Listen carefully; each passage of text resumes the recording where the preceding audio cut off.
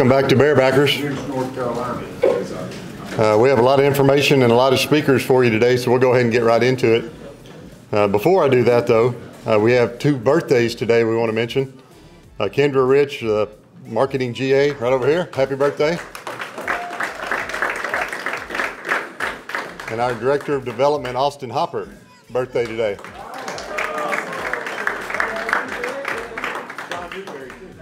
And John Newberry also, who's not with us today, but yeah, Austin was complaining this morning about being old. Yeah, 28 does not qualify, I'm sorry. Does not qualify. All right, this week, basketball doubleheader on Thursday. Sugar Bears host Liberty at 5:30 at the Ferris Center. Bears follow that with a matchup with Lipscomb at approximately 8 p.m. Friday, men's and women's track runs indoors at Pittsburgh, Kansas. Softball opens the 2023 season in familiar territory down in Lake Charles, Louisiana. Saturday, track continues at Pittsburgh State. Softball continues at McNeese. Women's basketball on Saturday hosts Queens at 1 p.m. at the Ferris Center, followed by men's basketball 3:30 against Austin Peay. Tennis plays UMKC up in Springfield. Sunday, tennis plays again at Missouri State in Springfield. And women's golf opens their spring tournament schedule at Tulane down in New Orleans. We're going to start today with softball. Coach Jenny, hang on. You're not ready.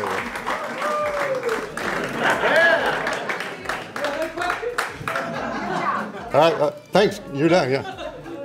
She was so encouraged on coming up here. She was coming a little early. As I said, they open their weekend down at Lake Charles. They start their 54-game schedule with games against UAB twice, Idaho State, and then they play host McNeese over this weekend. Bears were picked second out of 14 teams in the preseason coaches poll. Liberty was first. They had all but one of the first place votes. We had 4 student athletes named to the preseason All-A-Sun team, including outfielders Tremere Harris and Jenna Wildeman, second baseman Mary Kate Brown, and DP Jaylee Engelkes.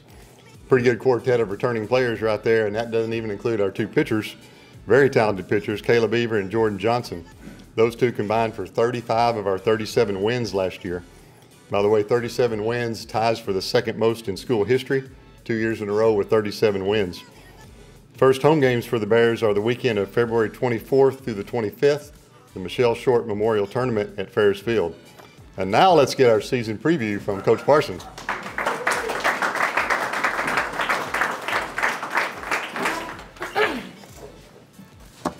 How's everybody doing? Good? Can you hear me? Yes? A little closer? Thanks, Steve. You covered everything I had to say, so anybody have any questions? No. So ice storm last week put us back a little bit, but we were outside mostly, and then, 71 today, so it's softball season in Arkansas, so we're ready to go. The preparation for this spring season has gone well. Obviously, we have a lot of returners. We have, I want to say, 7 returners from last year's squad, 9 total returners, but 7 people that will start for us, including our third baseman, Kylie Griffin from Greenbrier, Arkansas. She will hit probably in the 9 hole around the bottom of the lineup, but she's a really good hitter. She hit 300 last year for us. Defensively, she made 0 errors last year, so we count on her to play a strong third base. Mary Kate Brown will mix between, she's preseason first team all conference second base, but she will play some in the outfield just strictly based on a transfer that we got in to get more offense in the lineup. She'll switch to the outfield some. Morgan Nelson is back. She hit in the 4 hole or 5 hole last year, playing first base. And then the 2 stalwarts in the outfield, Tremere Harris will play left field and Jenna Wilden will play center field. Both of them will hit number 1 and number 2 in our lineup. In our lineup, we'll probably have anywhere from 7 to 8 left-handed hitters and 2 to 1 right-handed hitters. And then on the mound, I have 4 pitchers. I have Jordan Johnson's a 5th-year senior from Kansas. She is from Paola, Kansas. She'll pitch the majority of innings along with Kayla Beaver like they did last year. And then Kayla Beaver is a power pitcher from Tennessee, Jackson, Tennessee. She's a 4th-year senior. As you can tell, we have a lot of veterans on our team. I have 9 freshmen as well, and they'll do a lot of roles that we have going. But This weekend, we look forward to playing. Obviously, we've been playing against each other for 6 months. We're tired of playing and scrimmaging against each other. Especially my pitchers are tired of pitching against the same kids for 50 at-bats. You know how hard it is to get them out 3 times, but now you're trying to do it 50 times. As far as we play UAB twice this weekend, once on Saturday, once on Sunday. I've just started watching some film on them. They've returned quite a bit of players. Idaho State, I don't know a whole lot about them very much, just being that they're from the West Coast. And then McNeese, we have obviously played McNeese several times. I just told Coach Shock, I said, I don't know why I scheduled us to go back to McNeese again, but here we come, Lake Charles. The season schedule is challenging. I kind of made it that way. I tried to make our schedule where we played some lower RPI teams so that if we have the same type of season we had last year, we'll have a chance at possibly getting an at-large bid to the NCAA tournament if we don't win the conference, which our plan is to win the conference. So we do have 2 home tournaments, which they're ticketing for the tournaments now. Woohoo! And then we have several midweek home games. We play Arkansas at Arkansas on March 6th. I'm doing this by memory. And then we play Arkansas at home on April 11th. We have Oklahoma State at home on March 15th, which they're the number 3 team in the country, and Arkansas is, I think, 7th right now. So preseason 3 and 7. We do travel to La Tech. We play Memphis in a home and home. And then our spring break trip to North Alabama, which is everywhere everybody wants to spend spring break, right? Last year we did Florida. This year it's Florence, Alabama. So, yeah, well, last year we were in Florence, Alabama. They had that whole jailbreak thing going on. So our phones were going off. We're like, yes. Then we were so involved in that whole situation for the rest of the season. So Ryan knows, he was there. So we play Middle Tennessee on that spring break trip in Florence. So in conference, we have a tough schedule. We'll start the season with North Florida at home, and then we'll play Jacksonville in Jacksonville. We'll play Jacksonville State at home, Lipscomb at home. No, Jacksonville State is on the road. Lipscomb's at home. Liberty is at home, which that is going to be our senior weekend. It's April 22nd and 23rd. Y'all come on out. They're really good, and we need to beat them. So we need all the support we can get that weekend as well. And it's alumni weekend for Rachel, just Rachel. And then we play, let's see, we play Lipscomb, Liberty, North Alabama. We go to Bellarmine, to Louisville, Kentucky in April. Gulf Coast here? We get Gulf Coast here the Friday and Saturday before Easter. And then I think that's all the conference games I can remember. So, we play at Kansas tournament the 4th weekend, or at the 5th weekend of the season. We play a doubleheader with Kansas and a doubleheader with Stanford. We play at LSU's tournament the 2nd weekend, which we get to play LSU twice, Utah and Ohio. So, yeah, it's fire the scheduler. That's me. So, I think that's everything I have. So, any questions? Look, Nick, I didn't even use my notes. So, all right, thank you.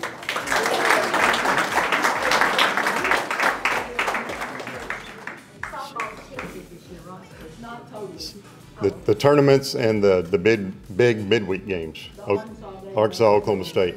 Arkansas, Oklahoma State is tournament. That's all. Okay, good. Yeah. And tickets are on sale. They are. Tickets are always on sale. What are you talking about? No, he just put softball out there. Gotcha. In Arkansas, we always got quite a few sold, so. There you go get it. Our baseball Bears are 11 days out from opening day for 2023 season. Bears host Southeast Missouri, 3-game series at Bears Stadium next weekend. After that, they play at Top 10 Vanderbilt, then a series at Missouri State, February 24th through 26th. Then they host Memphis, so a pretty solid start to the season. Bears were picked 10th in the ASUN preseason poll. Evan Halfley, a graduate transfer from Arkansas Tech, was selected for the preseason All-ASUN team. At Tech last year, he hit .320, had 7 home runs, had a .503 slugging percentage. I assume he's going to be our DH, would be my guess. Liberty was the #1 pick in the baseball poll as well, followed by Kennesaw State and Florida Gulf Coast. Now let's welcome head coach Nick Harlan to give us a preview of baseball.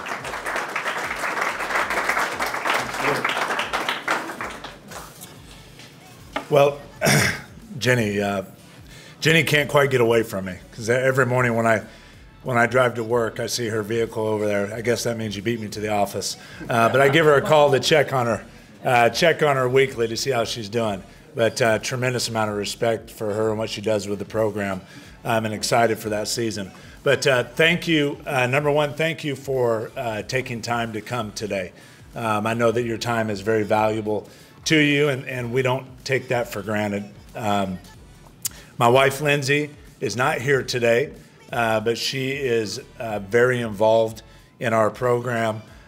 She really has a motherly instinct for the players and loves to serve them and spend time with them and try to help create an environment for them that's very comfortable and welcoming. So I'm just so grateful for her.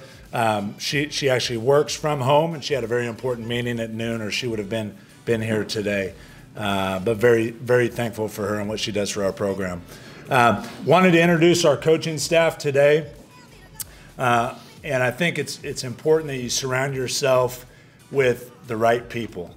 And so strategically, I've hired a coaching staff that I believe in, that I think has tremendous character, and that represents the university in a very positive way. And then also we have some support staff here as well. But I'll start with Hayden Simpson. Simp, would you stand up, please? I will. Hayden Simpson's been with us for going on 4 years. Okay, Simp came to us as really an assistant pitching coach for me, and I knew that when we hired him, there was nothing that I was going to teach him about pitching. He came with a lot of knowledge, great experience, and I know he'd be a tremendous asset for our players. And then when I was hired as the head coach, quickly hired him as the pitching coach. And he's from Magnolia, Arkansas, loves the state of Arkansas, knows all the players in the state of Arkansas and really cares about them and wants to recruit heavy in this state and does a great job for us. Very thankful for Simp. And then Coach Davenport. Dav, some of you know Dav. You're familiar with his name, one of the most decorated pitchers in really UCA baseball history. Did a great job for us. After Pro Ball, was able to hire him back, and very thankful to have him back. He works with our pitchers, also is a big part of our recruiting process for us, and really has the ability to work with anybody on the field. But very thankful for Dav. Coach Kellogg. Coach Kellogg came to us from Arkansas Tech and did a really good job with their hitters for 2 years. And is in his second year with us. Also spent some time in the Seattle Mariners organization, but has a gift, just a real gift for teaching hitters, communicating, very, very passionate about it, and brings a high level of competitiveness. He'll coach third base for us, and very thankful for him as well. RJ Pearson was our starting shortstop last year, decided that he wanted to stay on as a grad assistant. And I'm very thankful that we have players that want to stay in the program. I think that communicates something. And so he's back. We're thankful for him. Tyler Navarro, I call him Navarro. Same thing, pitched for us. Was a very good college pitcher, very good here, had a good career, and wants to come back and serve the program. Thankful for that. Steve Owens is here. Steve, you want to stand up? Steve-O? Steve-O is, of course, our radio broadcaster. We love Steve-O. Fan favorite. I love having Steve-O around. Does a great job. We're thankful to have him, and cares about the program deeply. Also cares about the players, cares about my family, so very thankful for him. And Q is a new addition as our trainer. Quentin Lee, and he's bought in. I mean, that dude is locked in. He's only been with us for like 2 weeks, and he's locked in, and the players love him. So thankful for him. And then Coach Fodio, who couldn't be here, but Coach Fodio is a huge part of our program. Helped build strength, mental fortitude. It's just tough, and we need that in our program. So very thankful for him as well. And I think that would be the coaching staff and our support staff. So a little bit, we had about our team and about where we're at. We had a very productive fall. We were able to identify our strengths as a team. we were able to improve some skill, but most importantly for us, we built habits. And we wanted to build habits that were really consistent with what we value as a program. And so we spent a lot of time talking about and teaching how we train, what it looks like, how we respond to adversity, how we treat each other, how we take care of our facilities, even things like how do we strike out? What does that look like? How do we talk to umpires? All those things are very important to us and how we go about our business. And we know this, that the way we compete and our behaviors have to be consistent with our value system if we want to be successful. And I think that we accomplished that. We have a lot of players that are back that understand how we do things, and they were very helpful. But we accomplished that and had a really good fall. Moving into the spring, I think the last 3 weeks have been productive. We've gotten back into a rhythm. We have a lot of competition still going on. There's some spots on the team that aren't solidified, so we have some competition going on the team still. It's very exciting. We try to put them in as many competitive game-like situations as possible, and I think we've done that.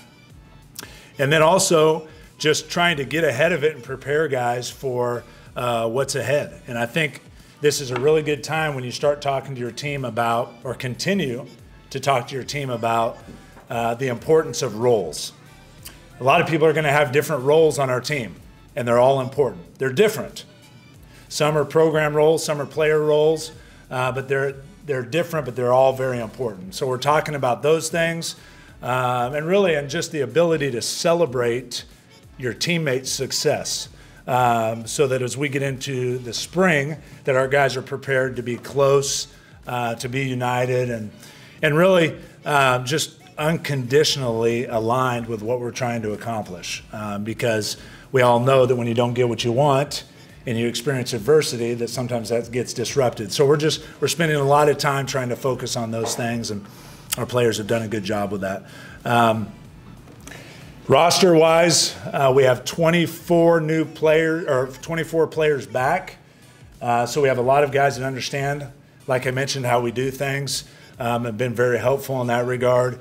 And then we have 14 new players, 7 freshmen, and 7 transfers. And 2 of those are kids out of the transfer portal.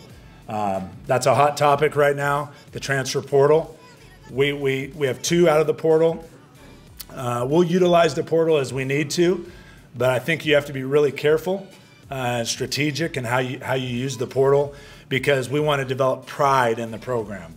And when you have someone for 1 year, it's really hard to foster that pride. So we just have to be selective and make sure that they're the right fit. The 2 guys out of the portal that we have high character.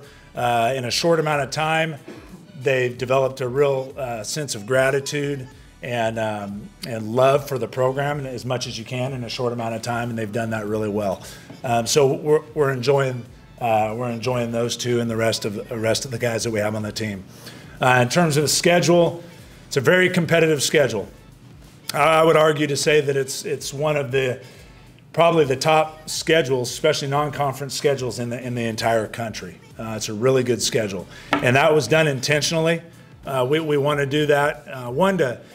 When you play a great schedule, it puts you in a position where you have to play the game at a really high level, and that's going to make us better. So we'll do that. It also puts your guys in a position where the environment is big, there's pressure, and you have great crowds, you have great stadiums, and we want to create an environment for our guys where they can grow. And so that helps them in that growth process, physically, with their skill, mentally. And the best thing that we can teach them through that is how to manage their self. And if they can manage themselves, then they can be very successful and use their talent. So we try to put them in that environment, try to help create that. And I think you have to have character, you have to have talent, and you have to have skill to win. And we have all 3 of those. So very, very excited about the spring, excited about the guys and how they're going to compete and their commitment to the program. And just very, very grateful for the opportunity to serve in this role. My wife and I can't say it enough. Just so thankful to be a part of this program and this school, and we cherish that and don't take it for granted. So, anyway, any questions from anybody? Yes, sir. Where do you expect to see outside Well, great question. I get a tremendous amount of respect for Andy Sawyers, the head coach at SEMO. He's got a great background. He knows baseball really well. He's coached a lot of talented players. I think he was at Nebraska, Kansas State, Texas A&M. So really good coaching resume. And I believe they're back-to-back regionals.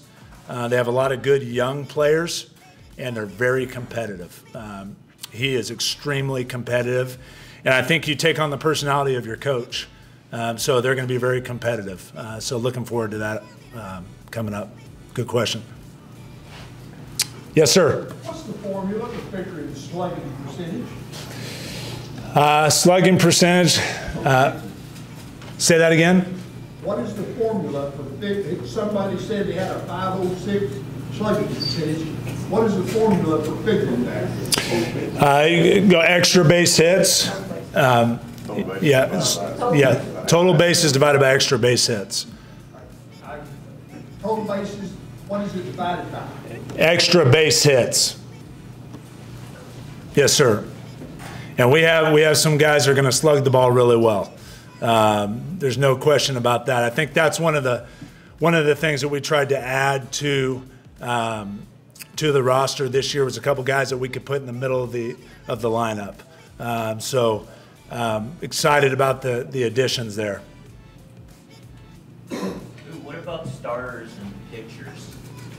Say that again. Starters, pitchings and all, and the starters. I think we're deeper than we've ever been. I think that we probably have the ability to use some pitchers in several different roles. We've been really successful in the last few years taking a closer and making him a starter, and we have that option this year. I think that time will tell. The first 2 or 3 weekends are going to be crucial for us, but I think we have a good blend. Some of our most talented arms are young or pitchers that haven't logged a lot of innings for us, and I think we just need some experience, and we'll get that in the first 3 or 4 weeks. But really excited about the talent that we have on the mound and some of the talent that's going to develop.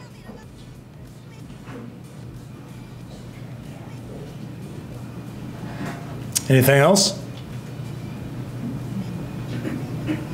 Okay, thank you very much. Teams competed last week down in South Alabama. They had 15 top 10 finishes, 27 personal records. Kiara Williams broke the school record in the shot put. Malik Beasley broke the school record in the shot put as well. That's the same Kiara Williams we talked about 2 weeks ago who broke the school record in the weight throw. So she has 2 school records in the last 2 weeks. Again, both squads compete this weekend at Pittsburgh State up in Kansas. And this time of year, you want to do indoor track in Kansas, I'm pretty sure.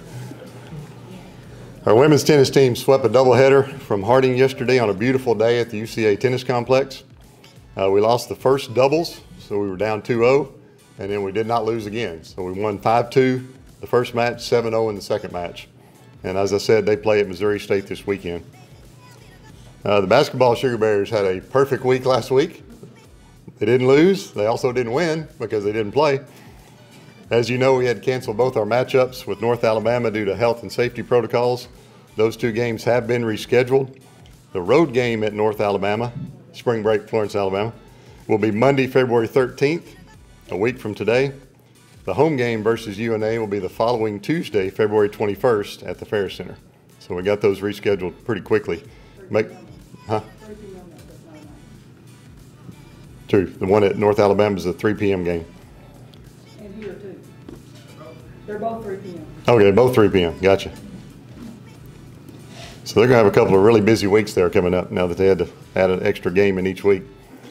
Prior to this past week, Sugar Bears got a big road win at Kennesaw State. They won 59-55 on January 28th. We shot 46.2% from the field, made 20 of 26 free throws. to secure the win. Kaja Miles had 14 points. This week, it's 2 matchups at home, like I said, at the Fair Center. Thursday, the Sugar Bears host Liberty. Liberty's tied for second in the ASUN standings. They're 9-2. We played them very well in the first meeting back on January 5th at their place. We led 47-42 after 3 quarters, but we ended up losing 64-53. On Saturday, 1 p.m., it's Queens. Queens is 3-8 in conference play in their first year. This will obviously be our first meeting with Queens. And now for an update on the program, let's hear from Coach Tiffany Phillips.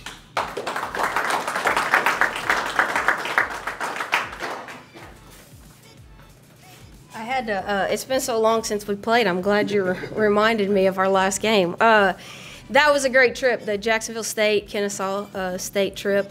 Obviously, we came out of there 1-1. I'm thinking back to that Jacksonville State game and what a hostile environment that we were in over there. I don't know if you guys could hear on the TV, but their band was very, very into the game. It was funny because, I mean, you could tell they had done their research as well because they, you know, we're a little shorthanded right now. We have 7, okay? So we got 2 subs on the bench, and so we actually have more coaches on the bench than we do players, and they made sure that we knew that. They also knew the total enrollment of our school and said, well, you can only find 7 out of 11,000, whatever students it was. I'm like, well, it doesn't really work that way, but that's good try. And then every time I stepped foot on the court, hey, you're not even the real head coach, sit down.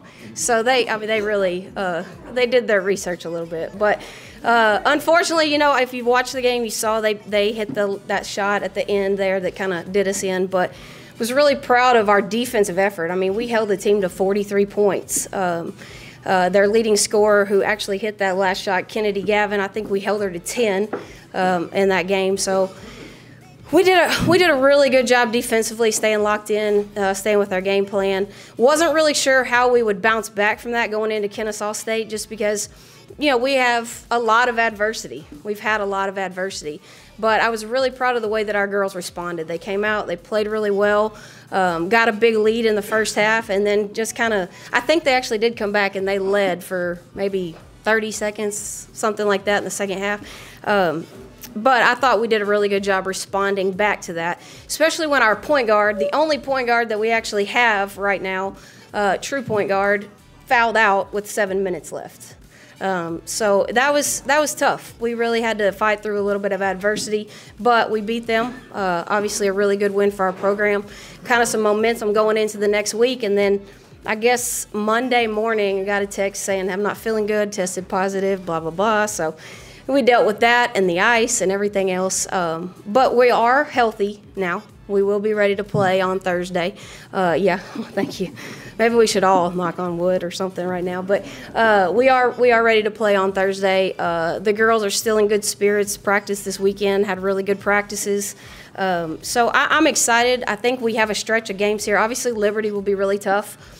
We played them really well over there. I think that was actually the last game that Coach Rushing coached or was on the sideline. So we played them really well over there, and I look forward to them coming in here and us having an opportunity, you know, to beat them. They beat Florida Gulf Coast, which is a big task for anybody to do. So they obviously have a little bit of momentum. They're playing a lot better right now, but I think we are too. I think we kind of found a little bit of a rhythm. And then with Queens, you know, we do have a tough schedule coming up. We'll go Liberty, Queens, North Alabama. Then we make the trip to Louisville and come back and play North Alabama again. So it's a long stretch with 7 players. So we're trying to keep everybody as upbeat and healthy as possible. But I am really proud of the way we've dealt with all the adversity that we've been handed. I'm sorry. I don't even know. I don't think I said this on our last trip, but on our charter from Florida Gulf Coast to Stetson, we're about an hour and a half from Orlando, maybe 2 hours from Orlando, and I just hear this big like, and then the smoke starts coming. Anyway, the brakes went out on the charter bus. Sat on the side of the road for 4 hours. So if it could happen, it has happened. So anyway, I tell my parents, you know, there's got to be something good coming. And so hopefully that's the truth. But anyway, any questions for me? Obviously, I know, Coach Rushing sends her greetings. I think she's trying to get back this week. I think that's the goal. So that's obviously good for everybody. I have enjoyed it, and I want to say this, it is about the people, your circle, the people that you surround yourself with. And I've gotten messages from you guys and different things, and I just really appreciate that. I appreciate the support that you've given our program and myself. Obviously, Ryan and Steve-O are with us all the time, and those two guys are family, and thank you guys for everything, for your support. You're doing a great job, Tiffany. Thank you. I appreciate that. Any questions? All right. Thank y'all.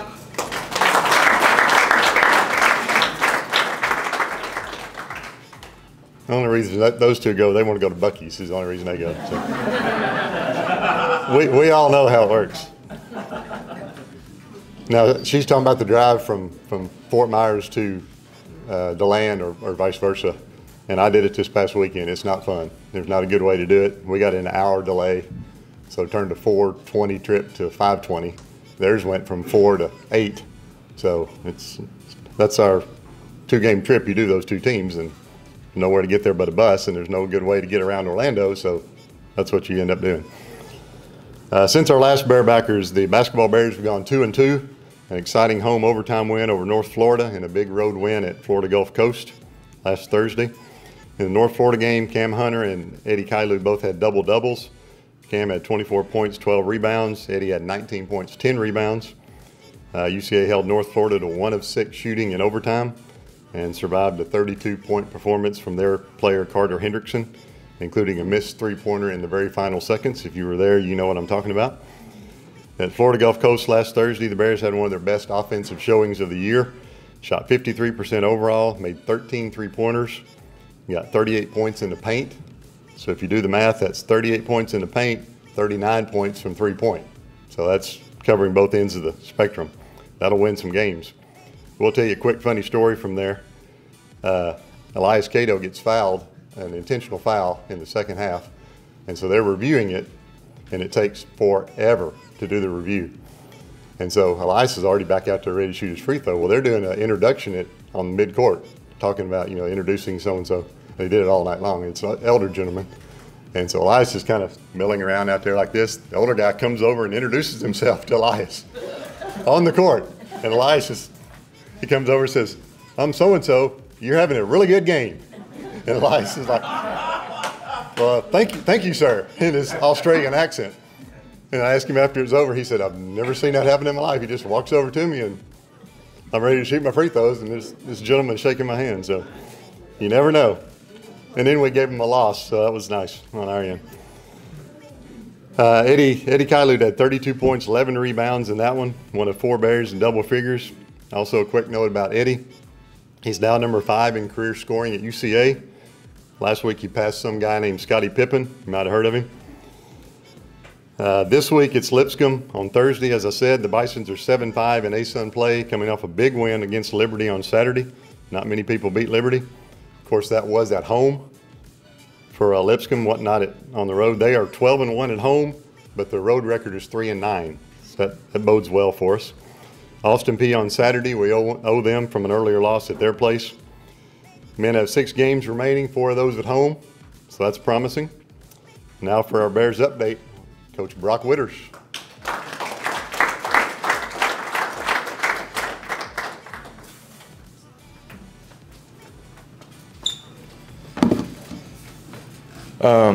Coach Phillips, I can confirm you brought up the Jacksonville State Band.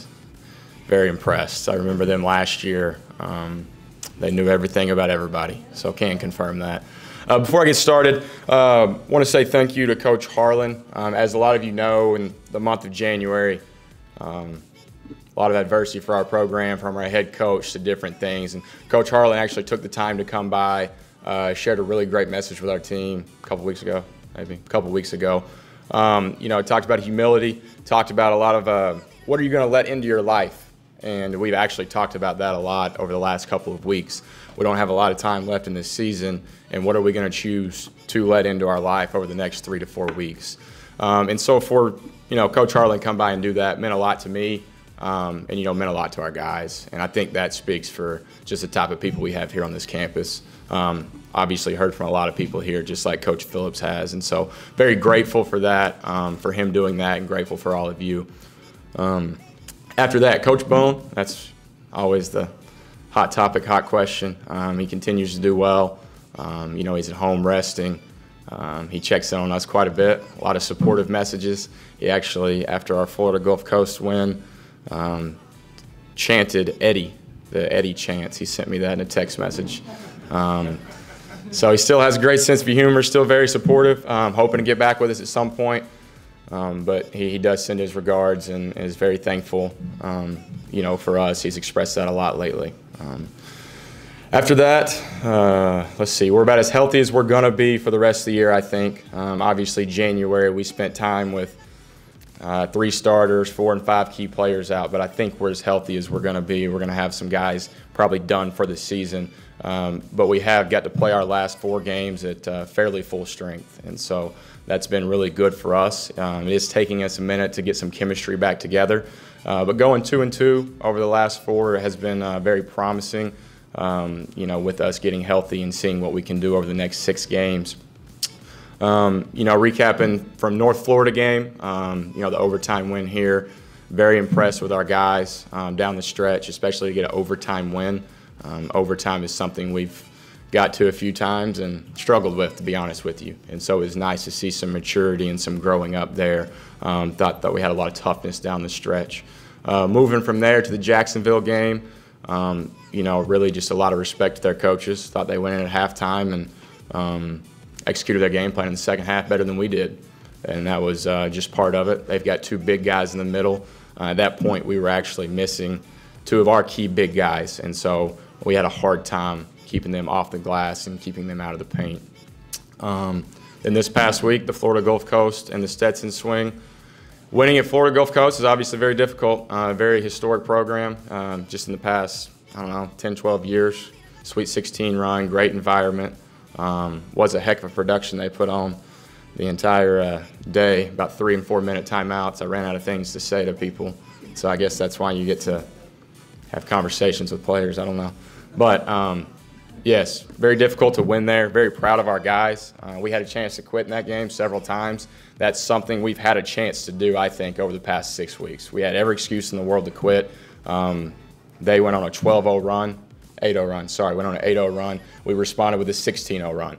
And so, in a hostile environment, chance for our guys to quit. They didn't do it again. Eddie, did he get player of the week? Any idea, Steve? He didn't? Okay, well, he's my player of the week. Eddie was, I think, top scorer in the league and rebounding that night. He responded with, what do you have? 32 points, 11 rebounds. 32 and 11. He had 32 and 11 that night. Eddie knows he has 6 games left, something we're talking about a lot. He's been here a long time, and I think he's realizing time's running out. Unfortunately, that's what time does to us. So Eddie is locked in. I'm really hoping to see that over the next 6 games as well. But had 32 and 11 that night, followed up at Stetson with, I think, 24 and 10. So I don't know who got player of the week, but Eddie is my player of the week. Those are some ridiculous numbers. If we'd have won both, he would probably got it. But Eddie is locked in. Cam Hunter had, I think, 10 or 12 assists at Florida Gulf Coast, which when Cam Hunter's like that, we're at our best. He is the 2nd leading scorer in conference, but I think over the next 6 games, you'll see that number go down because Cam knows teams are focusing on him, and he'll probably be dishing out more assists. Then we moved on to Stetson. Obviously, didn't go the way we wanted to there. We were very, very good offensively. Hit 10 threes, had 18 assists and 5 turnovers. But we didn't take care of the business on the defensive end or rebounding. And so looking back, game plan probably could have been a little different. But you're not going to win games when you get doubled up on the boards. And that's our message this week. We're going to address our rebounding. And then we'll get back at it with Lipscomb and then Austin Peay on Saturday. So with that, any questions? I don't know how to ask this. Was it offensive rebounds that killed us at Stetson? Looking at the stats, you know, other than they shot a little bit better than us in the first half, but second half, you know, and yet the difference is just Right. it's No. hard for me to figure out how. But then again, I'm not a coach. Well, I'm with you. I enjoy your questions because they get me fired up again. I'm glad you weren't in the locker room at halftime because we were doubled up on rebounds and I was not happy about it. 43 to 11. Which is not acceptable. But 18 assists, and you look at those stats, 18 assists and 5 turnovers, and you tell me we're going to lose, I'm probably going to call you a liar. But when you get doubled up on the boards like that, you just can't win games. And so to your point, we played defense really well for 30 seconds, and then they would get an offensive rebound. And so we're just not finishing possessions. I blamed a little bit of it on our fatigue, but the other team's in the same situation we are, so we've got to rise above that and get tougher. And I think that's something we're going to continue to address. But overall, you look at the stat sheet, I mean, we're ahead in most categories, but you can't get doubled up and win games, so that's part of it. Any other questions? Steve-O? There's no Buc-ee's in Arkansas. No. Thank you all.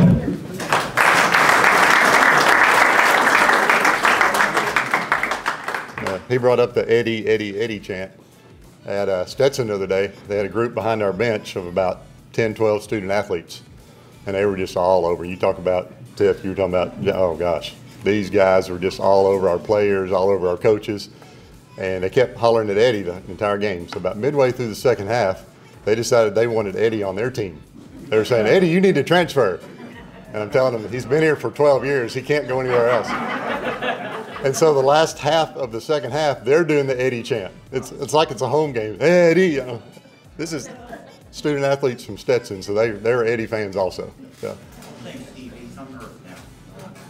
Anyway, so Dr. Teague's out today. He's got some meetings going on. So anyone have any other questions?